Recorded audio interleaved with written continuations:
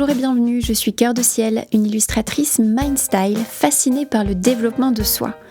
Joy Addict, c'est une prise de parole qui invite à la bienveillance et à l'humilité. Aujourd'hui, je parle de Buffy contre les vampires et Mathieu Kassovitz, mais surtout de l'impact de l'art sur la santé mentale et comment je suis devenue illustratrice.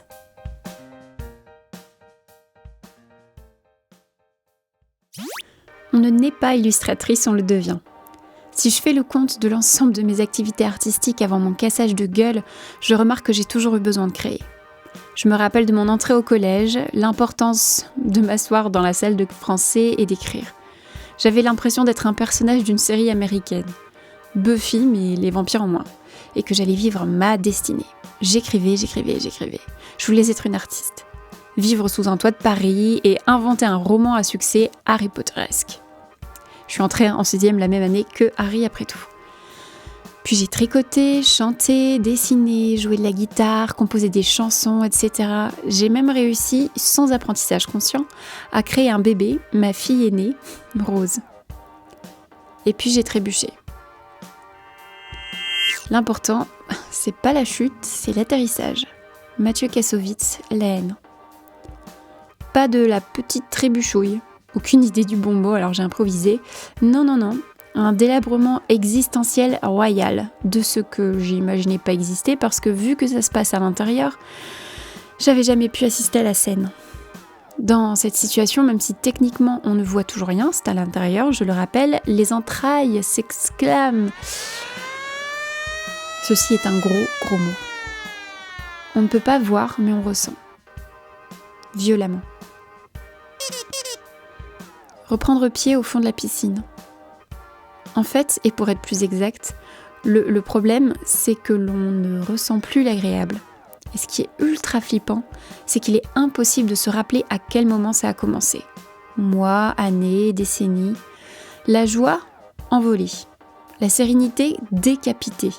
Et la couche de protection qui permettait de ne pas s'effondrer quand Jean-Yves Ottave faisait des sales remarques, désintégrée.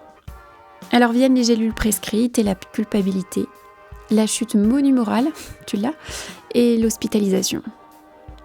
Quelque part entre ces couches fétides se réinvente l'art. Il débarque sous la forme d'un atelier d'art plastique suivi 2 heures par semaine dans un centre hospitalier.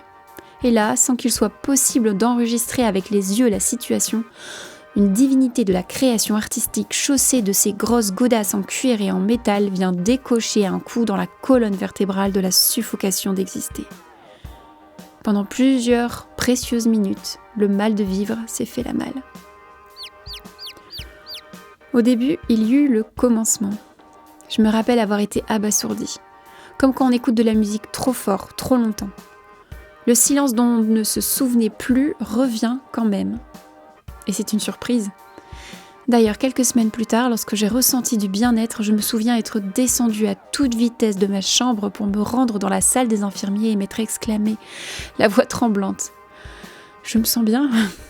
Je passe ici le désespoir quand la souffrance a remis ses pantoufles sous ma table pour manger ma joie et mon espoir. Joy Addict, c'est à partir de là où l'expression a pris tout son sens. J'aurais vendu ma peau pour négocier davantage de joie. Au détour des temps d'absence, de suffocation, des moments de mieux-être, j'ai remarqué comme les couleurs me soulageaient. Leurs explosions sonnaient comme des célébrations d'incontrôlés. J'enviais leur liberté. Aujourd'hui, si l'on se croise dans la rue, il est plutôt simple de me reconnaître. Je suis la femme avec la doudoune flashy ou les chaussettes fluo. Je me passerai bien d'être vue, mais je me sens protégée par l'éclatante spontanéité des couleurs vives qui sont devenues mes sœurs de chemin. Bien sûr, l'art n'est pas que douillet. On en reparle dans un prochain temps de parole de Joy Addict.